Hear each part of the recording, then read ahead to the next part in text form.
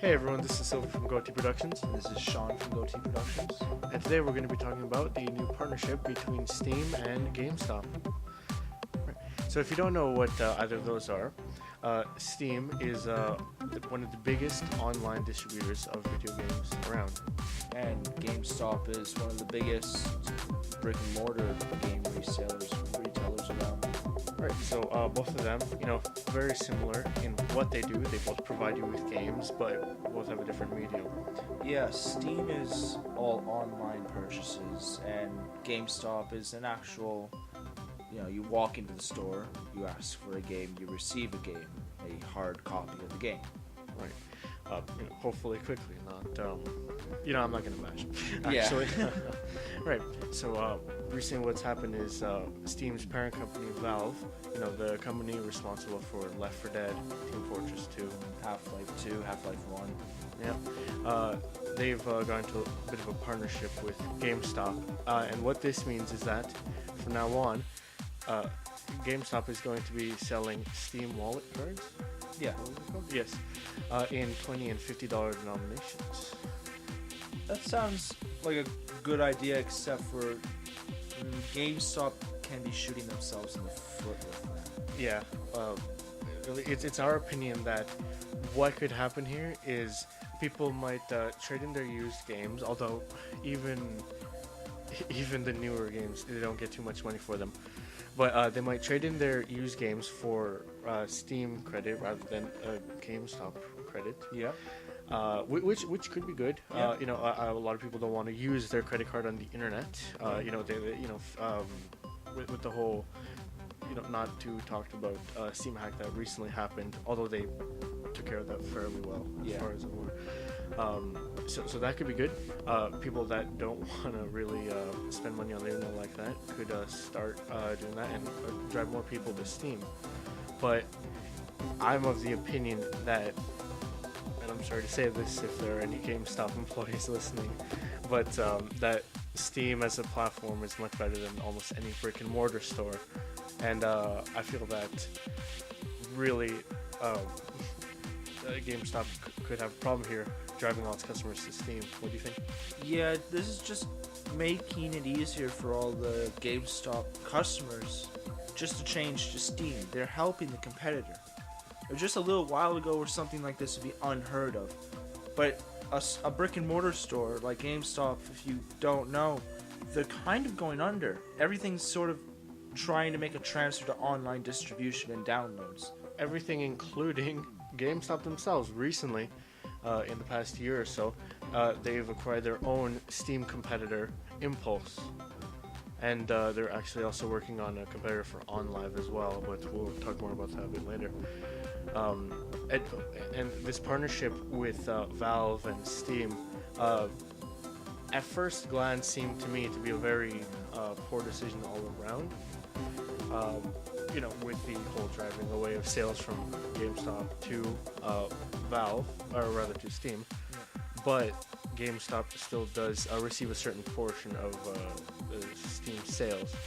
So, depending on what they make more money on, their in-store purchases, and particularly on hardware, or the money they get from Steam sales, this could be a benefit or a deficit.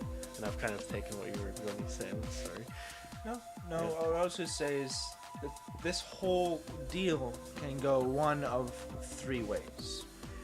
It can go very well, very poorly, or very well for about 3 months and then very poorly. And personally, I like to play video games, and I really do enjoy the medium that we have here. I think it's a very special one.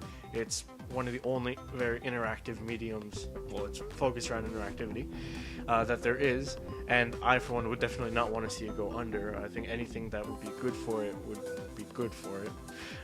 Yeah, I feel like what I said needs some justification. It could be very good because the online market, people play Steam games or download games.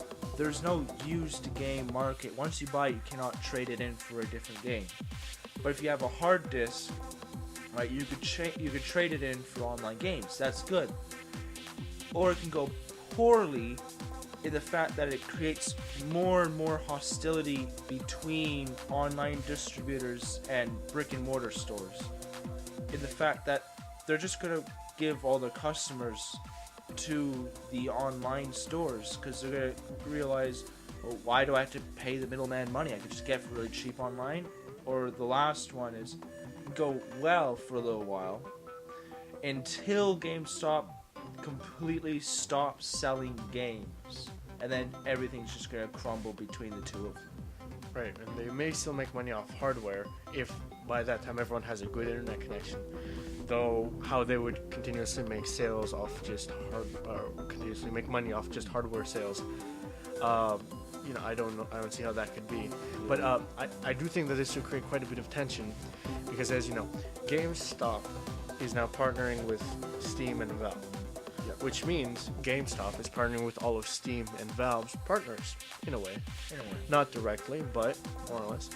And if anyone remembers from when Portal 2 came out, with the addition of Steam Play to the PS3, I feel that this might be... they might start to lean towards the PS3 over the 360 and the Wii and PC, even though... technically they're supposed to be unbiased and recommend all things equally. Yeah. Though there is one interesting thing, I believe, because they're going to start with the digital, they're starting to embrace digital media quite a bit more, or rather digital distribution. What all three of the PS3, 360, and Wii have, and PC as well, are USB ports. Each one has one of those. Yeah. So I think we could start seeing in the future, and I would really enjoy this, would be if you could bring a USB key in, because as we all know, everyone at this point has a USB key. I have dozens just lying around my house that I never use anymore because they're, because I've found larger ones.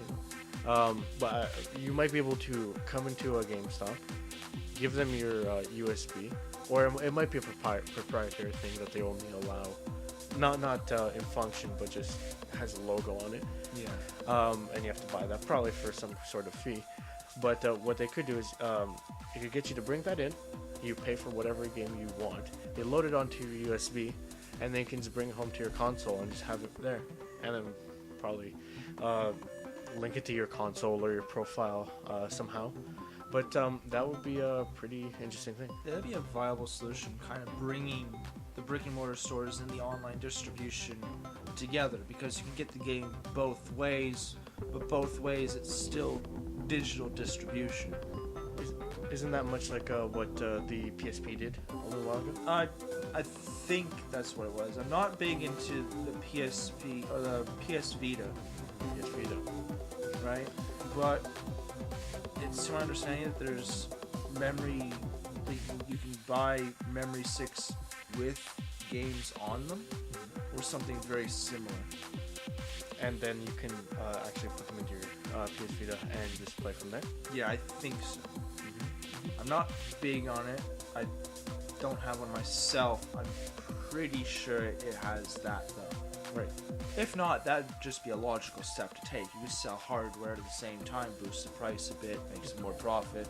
Right, because personally, that's why I like Steam so much. And this might sound like a bit of almost like a rant, or not a rant, but a bit of GameStop bashing. But I do like Steam and digital distribution quite a bit. It's because, well, for one, the price is lower, which makes sense. You don't actually have a physical item that you need to buy in addition to the game code. Yeah, there's also not a physical item to break. It's very true.